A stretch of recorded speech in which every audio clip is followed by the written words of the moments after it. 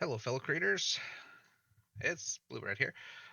Just gonna go over how to create lines like this. Um, I'm not gonna go into the exact detail of completely replicating this, but I'm gonna give you the basic rundown of how there's two different formats that I have that work really well to get this type of effect.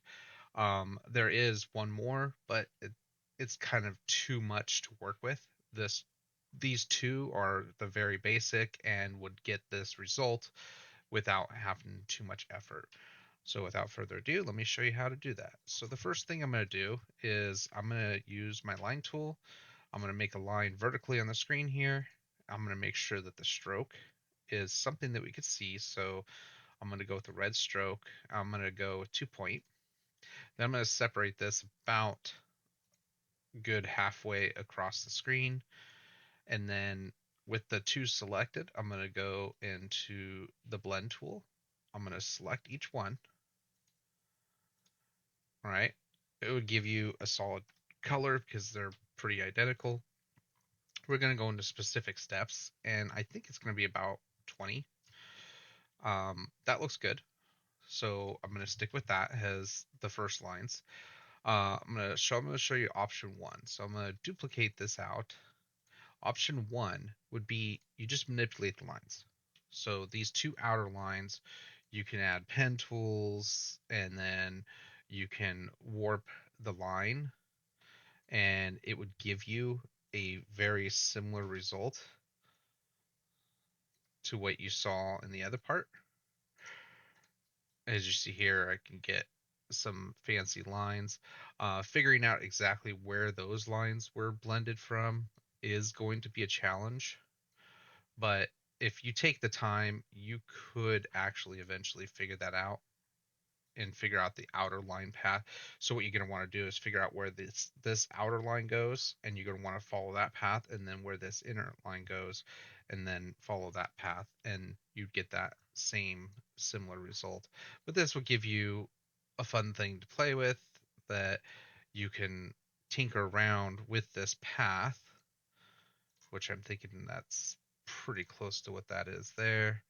And then this interline here, where you can say left line, right line, um, is literally just folded over on itself. Yeah. And then changing this bend here will give you the other part. The other thing, if you look at my transform here, I do have these two checked off, so I'm not transforming strokes or corners or effects. That way, as I'm doing this, I'm not changing that. But what you can do is if you do want a warped line effect, so I'm going to come in here and add an extra point for that one and an extra point for that one. Try to match your points because then you get better results for. Oh, that actually looked better, actually. I just need to tweak this outer part now. Oh, yeah, there we go. So this will get you that option. Um, Option two is a little bit more intense. So you get to this point here to where you have your lines. And what I'm going to do is make these a little bit taller. And then with these lines here, uh, I'll just leave that. With these lines here, what I'm going to do is make a box that's just slightly bigger. So I'm going to deselect. I'm going to make a box that's just slightly bigger. And then I'm going to make sure there's absolutely no stroke, no appearance of any kind. Select both the lines and the box. And I'm going to line them to each other. And then I'm going to go Object, and then envelope distort, make with top object. Now what that did is it put those lines into the envelope. And again, in my transforms here, I do not have on scale corners or scale strokes and effects. It's very important to not have those on. Now what I could do is I could just grab this outer edge and grab the handles and start morphing it. And you can get a similar result to what we were doing earlier, where you can manipulate these lines and get some fanciness out of it.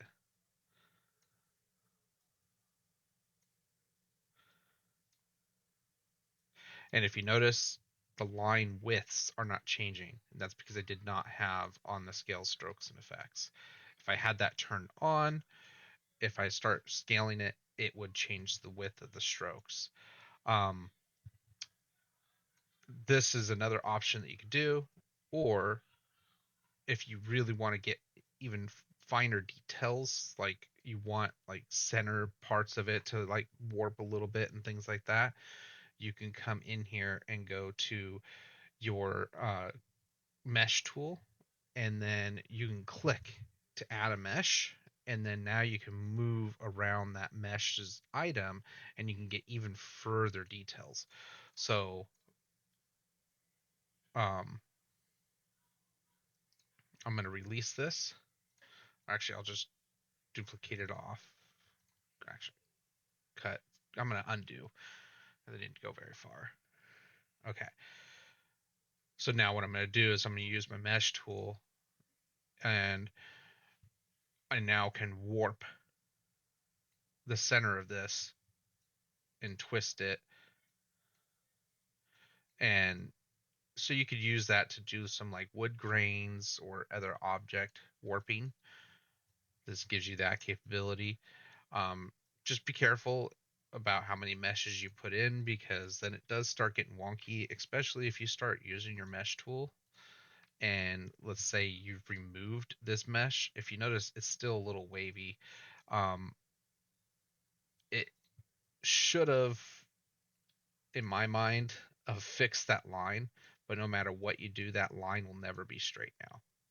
And it's a weird air that it has, but if you can use it wisely, you can also bring out your appearance palette here, go effects, warp,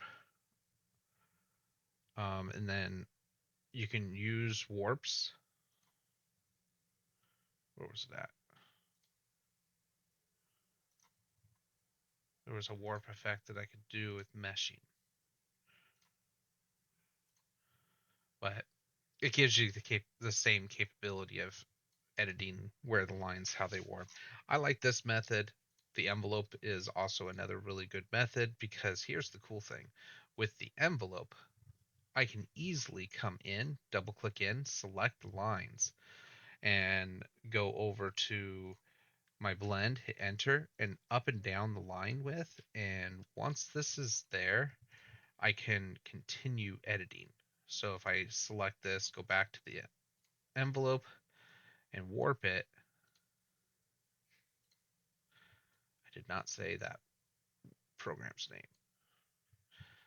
The voice commands parts just like to do some weird things sometimes. But so if I warp it here, I now can go in and select the lines in my object here. Now, let's say I wanted to change this stroke's width. I now can change that stroke's weight, and the blend will still work. I can also manipulate it to where it has the round corners. Do the same thing to the other side here. We could do round corners, and then I can change the stroke's width to where it blends a little bit differently. Um, and then I can select it. Sorry, I was double clicked in. There you go. Select it, exit the envelope, and continue editing here. Um, don't know how I'm getting that, but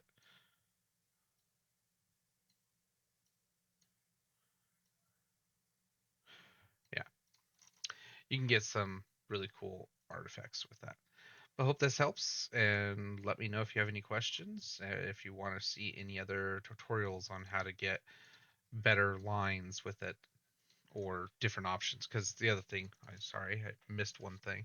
You can come in here, select one of the strokes, hit Shift W, and oh, well, let me do that inside an envelope. Wait, hold on here. What am I selecting? I'm selecting that stroke. Oh, it has 0 stroke. That's why. Shift W. Now I can do it to where you can add a stroke variable with, I don't know what I did there, but I have it selected. Shift W. There we go. That's what I wanted to do. Now you can manipulate that and you would have an even more of a drastic effect to it. But I hope that helps. So you get different ideas on what you could do. All right, stay creative.